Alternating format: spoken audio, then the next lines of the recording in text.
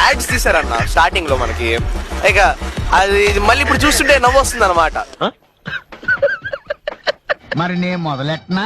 మన బాబు గారు యువత కోసం 20 లక్షల ఉద్యోగాలు లేదా నెలకి 3,000 నిరుద్యోగ భృతి ఇస్తానని మాటిచ్చారు. ఆయన వస్తేనే పరిశ్రమలు, ఉద్యోగాలు వస్తాయి. బాబు వచ్చాడు కానీ జాబులు రావట్లేదే.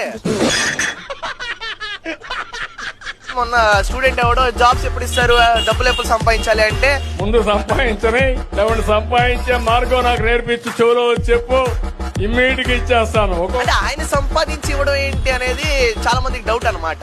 అసలు మీకు ఈ ఆలోచన ఎలా వచ్చింది?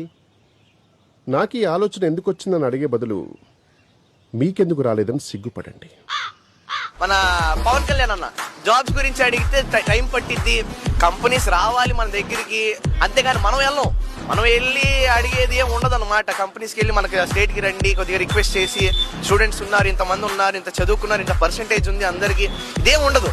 వాళ్ళు వచ్చి మనల్ని అడుక్కోవాలన్నమాట, కంపెనీస్ వచ్చి అడుక్కోవాలి.